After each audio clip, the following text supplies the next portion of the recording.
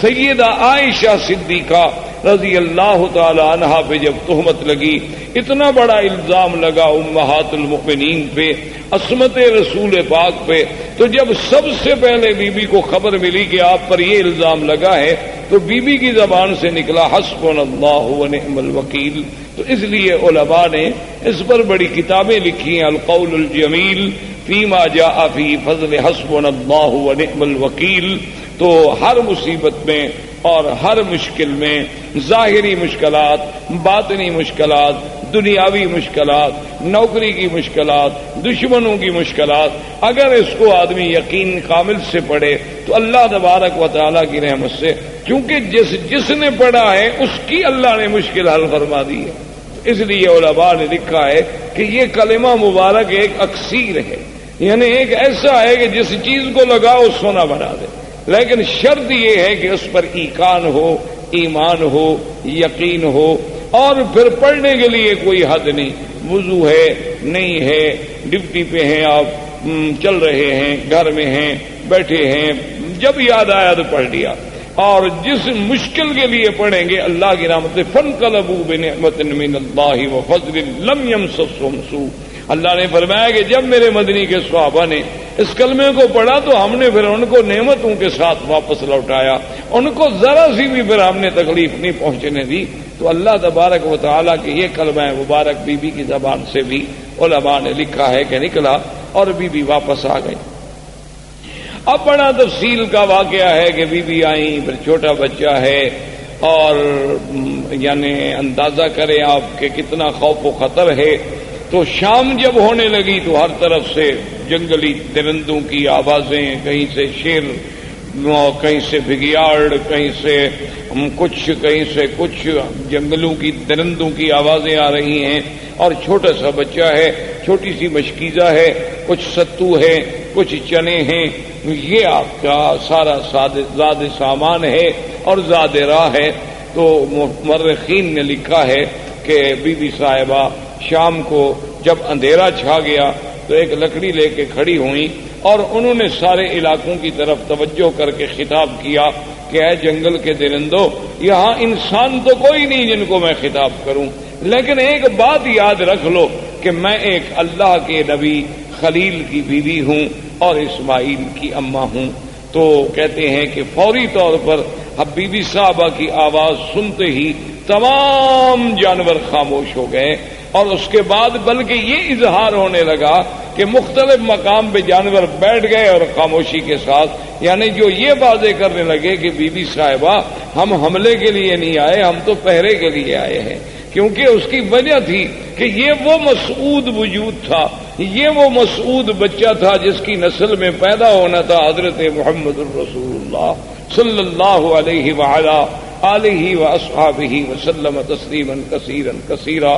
تو اگر اسماعیل کی حفاظت نہ ہوتی تو پھر یہ سلسلہ حضور تک کیسے پہنچتا؟ تو اصل میں تو یہ سارا نظم جو ہے اسی پاک نبی کے لیے سجائی جا رہی تھی، اور یہ منزل اسی لیے بنائی جا رہی تھی۔ کہیں آپ نظر ڈالیں، کہیں آسمانوں پہ پہرے ہیں، کہیں کعبۃ اللہ کو بنایا جا رہا ہے، کہیں ابراہیم کو ہجرت پہ بھیجا جا رہا ہے، کبھی ان سے بچے چھڑوائے جا رہے ہیں۔ تو یہ ساری چیزیں جب ان پہ نظر ڈالیں گے تو محسوس ہوگا کہ یہ ساری محفل جس کے لیے سجائی جا رہی تھی وہ آنے والے تھے حضرت محمد الرسول اللہ صلی اللہ علیہ وعلا آلہ واصحابہ وسلم تسلیما کثیرا کثیرا۔ تو اب جناب سیدنا اسماعیل علیہ السلام کا پانی ختم ہوا، بی بی صاحبہ صفا مروہ پہ دوڑی، صفا پہ چڑھی، مروہ پہ گئی، مروہ پہ چڑھی، صفا پہ پہنچی، اور 7 چکر لگائے۔ تو اللہ پاک کو یہ دوڑنا اتنا پسند آیا کہ مسعی جو ہے اس کو قیامت تک کے لیے شاعر اللہ قرار دے دیا گیا۔ اب جناب بی بی کے کان میں آواز آئی کہ جاء الغوث، کہ اللہ کی مدد آ گئی، بی بی نہ گھبرائیں۔ تو بی بی صاحبہ کھڑی ہو گئی، انہوں نے کہا کون ہو آواز دینے والے، سامنے آؤ۔ خیر سامنے کوئی پھر آواز آئی کہ بی بی صاحبہ نہ گھبرائیں، اللہ کی مدد آ گئی، اور اللہ نے حکم دیا کہ جبریل جس جگہ اسماعیل علیہ السلام کے پاؤں ہیں نا، اسی جگہ جا کے پر مارو۔ تو یہاں آ کر حضرت جبریل علیہ السلام نے اپنا پر مارا اور یہاں سے چشمہ زمزم کا پانی نکلا. تو یہ زمزم کا پانی جو ہے اس میں اب آپ دیکھیں یعنی کئی نعمتیں شامل ہو گئیں. ایک تو یعنی جبریل علیہ السلام کا پر ہے، اور دوسرا اللہ کے نبی اسماعیل کے پاؤں ہیں، اور تیسرا اس میں ایک بڑی نعمت ملی ہے کہ حضور صلی اللہ علیہ وسلم نے آمنہ کے لال نے جب پیا تو آپ نے پینے کے بعد پانی بچا کے برتن میں ڈالا اور اپنا لعاب مبارک ڈالا، اور اس کے بعد حکم دیا کہ اس کو بھی زمزم میں ڈال دو، تاکہ وہ اسماعیل سے جو سلسلہ ہے نبوت کا جیسے زمزم ہے اسی طرح وہ سلسلہ بھی جڑ جائے کہ قیامت تک امت کو زمزم ملے کہ اللہ کے فرشتے کا پر ہو، میرے دادے کے پاؤں ہوں اور محمد مدنی کا لعاب ہو. اس لیے علماء نے لکھا ہے کہ زمزم کا پانی جو ہے وہ جنت کے پانی سے افضل ہے، حوض کوثر سے افضل ہے، یعنی جنت کی نہروں سے افضل ہے. انہوں نے کہا اس کی وجہ یہ ہے کہ جنت کی نہریں تو اللہ کے حکم سے پیدا ہو گئی نا، کن ہو جا بس ہو گئی، اور اسباب کی حد تک تو وہاں کوئی چیز ہی نہیں. حکم دیا گیا کہ جنت بن گئی، حکم دے دیا نہریں جاری ہو جائیں، ہو گئی. لیکن یہاں تو اسباب بھی ہیں کہ دو نبی اکٹھے، ایک رسول نوری ہے جبریل، وہ بھی رسول ہے قاصد ہے اللہ کا، اور ایک پیغمبر حضرت اسماعیل، اور تیسرے پیغمبر سیدنا محمد الرسول اللہ. تو ان سب چیزوں کے جمع ہونے سے زمزم کو جو فضیلت ملی وہ جنت کے پانی سے بھی زیادہ بڑھ گئی. تو اس لیے علماء نے لکھا کہ جب معراج پہ جانے سے قبل حضور پاک کا سینہ مبارک کھولا گیا تو ہر چیز جبرائیل جنت سے لائے لیکن پانی زمزم سے لیا، جو دلیل تھی اس بات کی کہ پانی زمزم کا افضل ہے، ورنہ اگر اور کوئی پانی افضل ہوتا تو وہاں سے پانی لانا جبریل کے لیے کیا مشکل تھا. جنت سے جب تستم من ذهب سارا سامان جنت سے لائے، آپریشن کے سامان سارا جنت سے لائے، ٹانکے لگانے کے لیے دھاگا سارا جنت سے آیا، ہر چیز جنت سے لائی گئی، لیکن پانی زمزم کا استعمال ہوا کیونکہ افضل رسول کا افضل دل جو تھا وہ افضل پانی سے دھل سکتا تھا. تو اس لیے اللہ تبارک و تعالیٰ نے اس پانی کو ایک شرف بخشا. اب اتفاق یہ ہوا کہ یمن کے علاقوں میں ایک تھی سد معارب. سد کہتے ہیں بند، جیسے بڑا بند ہوتا ہے نا جی، جیسے آپ ڈیم بناتے ہیں اور آگے بند لگاتے ہیں، تو انہوں نے بھی ایک بہت بڑی سد بنائی تھی، جیسے سد اسکندری، جیسے سد یاجوج ماجوج، جیسے آپ سمجھیں دیوار چین. اسی طرح ان کی ایک سد معارب کہلاتی تھی. وہ اتفاق کی بات ہے کہ ٹوٹ گئی. جب سد معارب ٹوٹ گئی تو پانی پھیل گیا، پانی تو ختم ہو گیا، اور پانی رکتا تھا اور اس سے وہ سال ہر سال استفادہ کرتے تھے. تو جب پانی ختم ہو گیا تو اب یمن کے قبائل جو تھے وہ نکلے مختلف علاقوں میں آباد ہونے کے لیے کہ ہم کہاں جائیں. وہاں سے چلتے چلتے قبائل آئے کہ پانی ڈھونڈیں، کسی ایسی جگہ جائیں گے جہاں ہمیں پانی ملے تاکہ وہاں ہم رہ سکیں، رہائش کر سکیں، کیونکہ پانی اگر نہ ہو تو آدمی زندہ نہیں رہ سکتا. اللہ نے قرآن پاک میں بھی یہ بات واضح فرما دی کہ وَجَعَلْنَا مِنَ الْمَاءِ كُلَّ شَيْءٍ حَيٍّ. اللہ نے فرمایا ہم نے ہر چیز جاندار کی جان جو ہے وہ پانی کے ساتھ معلق رکھی، اسی پانی سے ہم نے اس کو زندہ کیا. تو پانی وجہ حیات ہے، پانی مردہ زمینوں کی حیات ہے، مردہ انسانوں کی حیات ہے. تو ڈھونڈتے ڈھونڈتے قبیلہ جرہم، یہ یمن کا قبیلہ تھا اور یہ عرب تھے. بنو جرہم جو تھے یہ تو خالص عرب تھے چونکہ یہ تو یمن سے تھے. تو یہ قبیلہ جرہم جو ہے پانی تلاش کرتے کرتے کرتے جب مکہ مکرمہ کے قریب آیا تو دیکھا کہ کچھ پرندے اڑ رہے ہیں. اچھا یہ قاعدہ ہے کہ جہاں پانی ہو تو وہاں پھر پرندے آتے ہیں، ان کو بھی احساس ہوتا ہے کہ کوئی ہمیں پانی والی جگہ ملے. تو انہوں نے جب پرندوں کو اڑتے ہوئے دیکھا تو قبیلہ جرہم نے آپس میں مشورہ کیا. انہوں نے کہا کہ بھئی یہاں تو ہم نے کبھی پرندے اڑتے نہیں دیکھے، یہ کیا ہے، تلاش کیا جائے. اپنے آدمی بھیجے تو انہوں نے کہا کہ ہاں وہاں تو پانی ہے، ایک بڑا چشمہ ہے اور وہاں ایک بوڑھی عورت بھی بیٹھی ہے اور ایک بچہ بھی ہے. انہوں نے کہا کہ ٹھیک. وہ قبیلے کا قبیلہ سارا یہاں پر، لیکن اس زمانے میں ان کے اندر کچھ اخلاق ہوتے تھے، یعنی باوجود اس کے کہ عرب میں یہ قتل قتال لڑائی یہ سب چیزیں بڑی عام تھی، لیکن پھر بھی کچھ ضوابط تھے، کچھ اصول تھے. تو وہ جب آئے تو انہوں نے بی بی صاحبہ سے کہا کہ بھی ہم پانی کی تلاش میں یمن سے نکلے ہیں، اب آپ خود اندازہ کریں کہ یمن سے چلتے چلتے ہم مکہ پہنچے اور یہاں ایک چشمہ ہے، تو آپ اگر ہمیں اجازت دیں کہ ہم اس چشمے کے قریب رہ جائیں تو آپ کی بڑی مہربانی ہوگی۔ تو بی بی صاحبہ کو بھی اللہ نے عقل دیا، انہوں نے فرمایا کہ ہاں آپ یہاں رہ سکتے ہیں، لیکن پانی پر آپ کا حق نہیں ہوگا، پانی ہمارا، اس پر حق جو ہے میرا اور میرے بیٹے کا ہوگا۔ پانی آپ لے سکتے ہیں لیکن یہ کنواں آپ کا ملک نہیں سمجھا جائے گا، اس پر ہمارا ہی کنٹرول ہو، ہمارا ہی تسلط ہو۔ انہوں نے کہا کہ جی بالکل ٹھیک ہے، ہم مانتے ہیں۔ اور ایک روایات تاریخ میں یہ بھی آتا ہے کہ بی بی نے کہا کہ بھی اس کا کچھ آپ ہمیں معاوضہ بھی دیں گے، آخر پانی کا فائدہ جو آپ اٹھائیں گے، تو انہوں نے کہا کہ ہم وہ بھی دیں گے۔ تو یہاں سے پھر قبیلہ جرہم جو تھا یہاں آباد ہوا۔ جرہم قبیلے کی آبادی کے بعد حضرت اسماعیل علیہ السلام جوان ہوئے تو ان کی شادی بھی جرہم قبیلے سے ہوئی۔ جب ان سے ہوئی تو اب حضرت اسماعیل علیہ السلام نے عربی زبان جو تھی وہ جرہم سے سیکھی، اس وجہ سے آپ جو ہیں عرب مستعربہ کہلائے کہ آپ کی اپنی زبان مبارک عرب نہیں تھی بلکہ آپ نے عربی جو تھی وہ جرہم سے سیکھی۔ اب زبان جو ہے اس پہ قابو ہو گئے اور حضرت اسماعیل علیہ السلام کی عمر مبارک جو ہے جب 16 سال کی تھی، اللہ نے اس حضرت ابراہیم الخلیل علیہ السلام کو حکم دیا، وہ آئے اور بنا کعبہ کا حکم ملا کہ یہاں اللہ کا گھر بنائیں۔ تو ابراہیم علیہ السلام نے اس کعبے کی اللہ کے حکم سے بنیاد رکھی اور بنیاد اسی قواعد پہ رکھی گئی جو آدم علیہ السلام نے قواعد رکھے تھے اللہ کے حکم سے۔ اب ایک تاریخ میں یہ آتا ہے کہ ابراہیم علیہ السلام نے پوچھا کہ اللہ آپ کا حکم ہے کہ میرا کعبہ بناؤ، لیکن مجھے پتہ نہیں کتنا طول ہے، عرض ہے، کتنا کعبہ ہے، کہاں دیواریں ہوں گی۔ وہ تو قلعہ تھا نا جی، بارشیں آتی اور فلڈ آتے اور سیل آتی، سیلاب آتے اور چیزیں یہاں پھینک کے چلے جاتے، تو بنتے بنتے بہت بڑا ٹیلا بن گیا۔ تو اللہ نے حکم دیا کہ ہم آسمان پر بادل کا ایک ٹکڑا بھیجتے ہیں، جہاں جہاں بادل کا سایہ ہو سمجھ لو کہ یہ جگہ کعبہ ہے، اور جہاں سایہ نہیں ہوگا تو وہ جگہ کعبہ نہیں، اسی جگہ تم نشان لگا لو۔ تو کعبۃ اللہ کے اوپر ایک سایہ ایسے جیسے سائبان کھڑا ہو جاتا ہے، یعنی وہ کھڑا ہو گیا اور حضرت اسماعیل علیہ السلام، حضرت ابراہیم اور اسماعیل علیہ السلام نے نیچے کعبۃ اللہ کے نشان لگا۔ دیکھیں نا کہ آج 1400 سال کے بعد دنیا ترقی کرتی ہے نا جی، کہ جوی نقشہ، کہ بھئی ہم ہیلی کاپٹر پہ بیٹھ کے یا فضاؤں سے بیٹھ کے یا چھوٹے جہازوں پہ بیٹھ کے اوپر سے وہ کسی علاقے کا کسی شہر کا نقشہ بناتے ہیں، لیکن اللہ نے اپنے کعبے کے لیے تو 4000 سال پہلے سے نقشے کا انتظام فرما دیا کہ بھی اس کی پیمائش دیکھنی ہے، طول و عرض دیکھنا ہے، اور ان کے فوٹو تو غلطی بھی کر سکتے ہیں، لیکن وہ تو سایہ اتنا صحیح تھا کہ اس میں جب ابراہیم علیہ السلام نے کھودا تو نیچے حضرت آدم علیہ السلام کی بنیادیں مل گئی،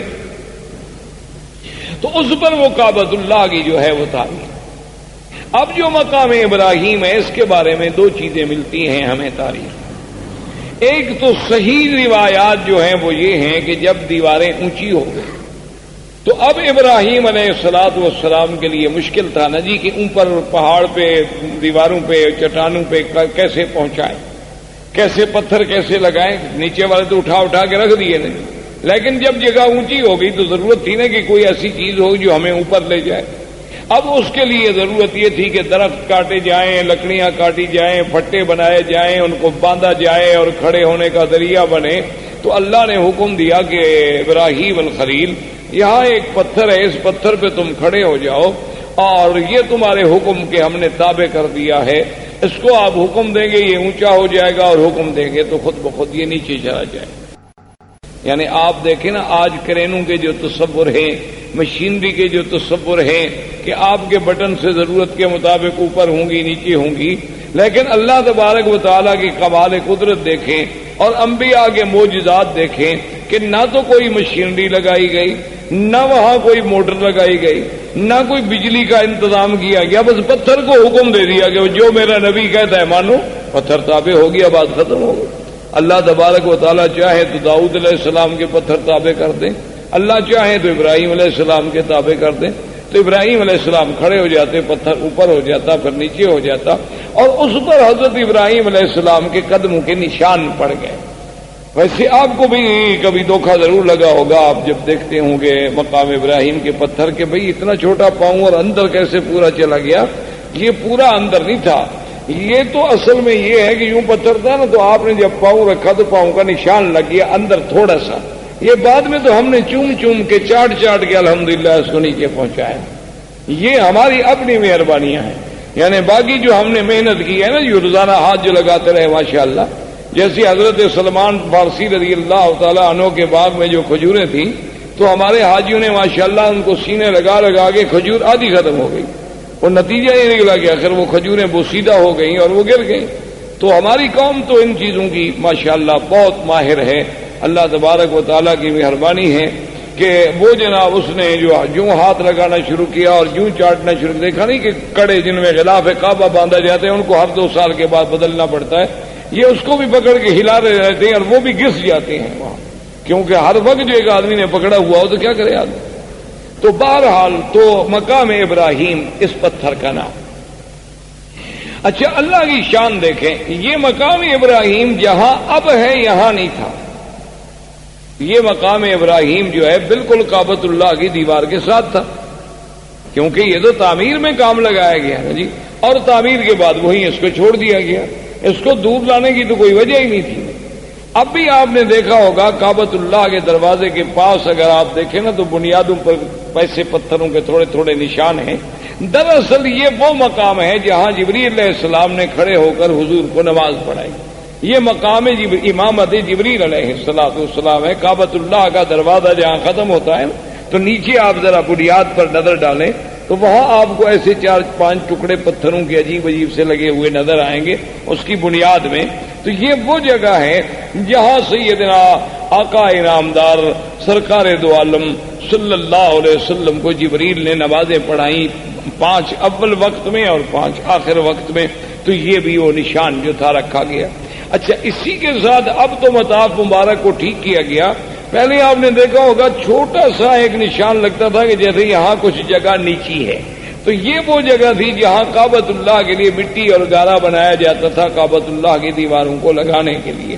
تو یہ وہ مقام تھا جہاں سیدنا ابراہیم علیہ السلام نے مٹی بنائی اور اس کا پانی ڈالا تاکہ پتھروں کو جمانے کے لیے اس مٹی سے فائدہ اٹھایا جا سکے.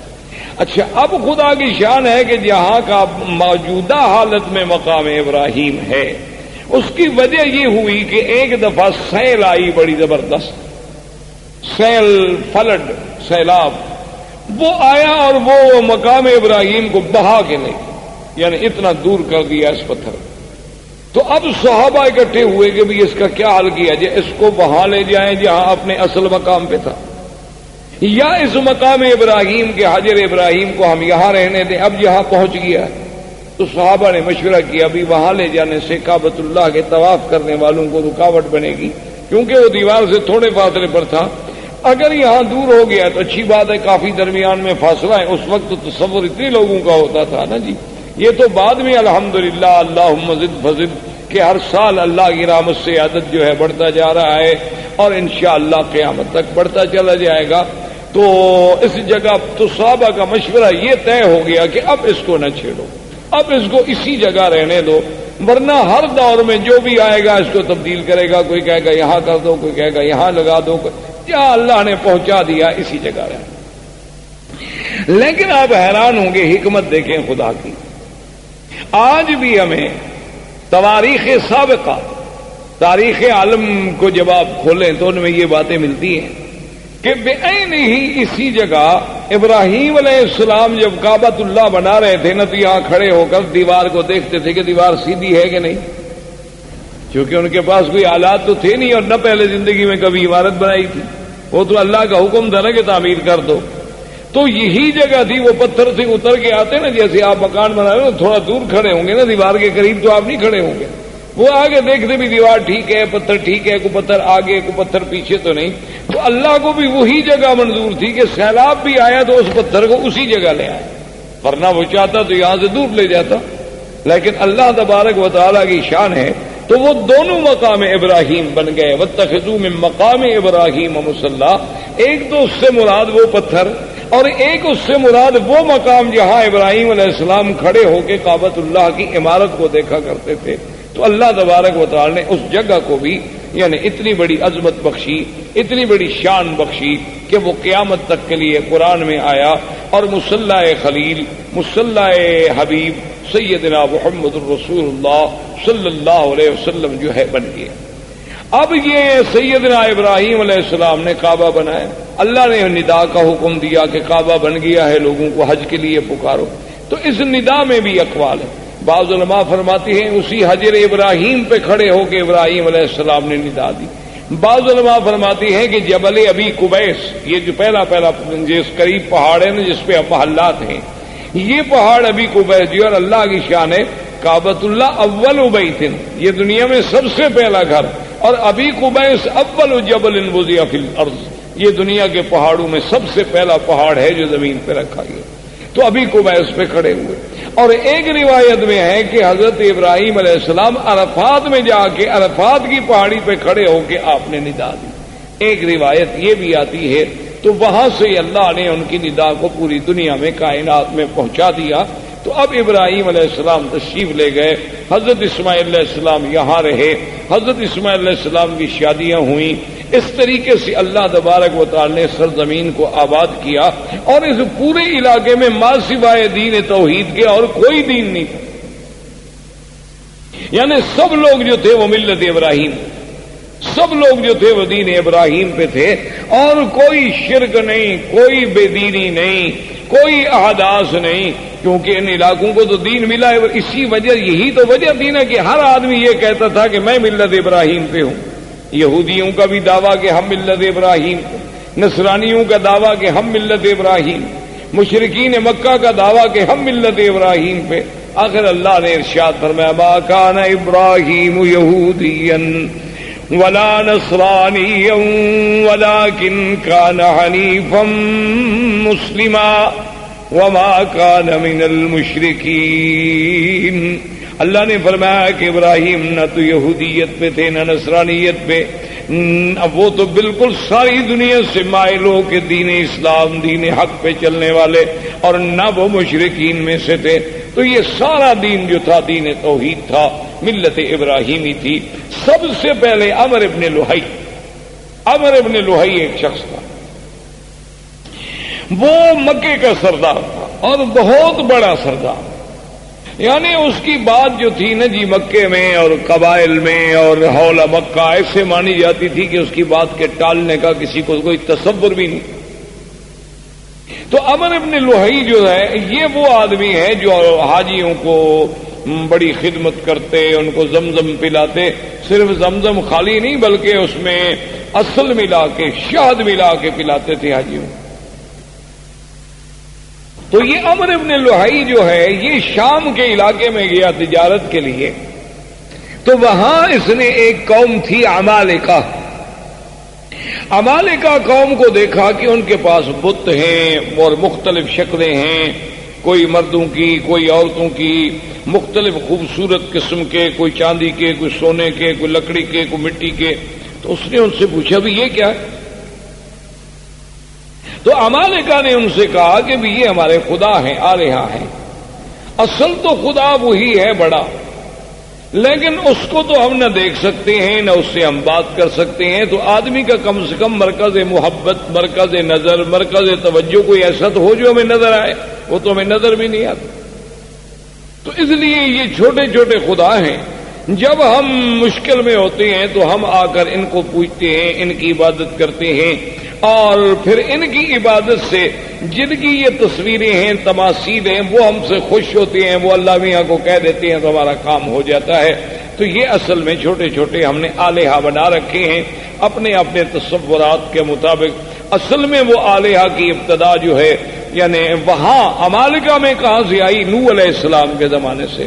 اس وقت سے بت پرستی چلی آ رہی تھی.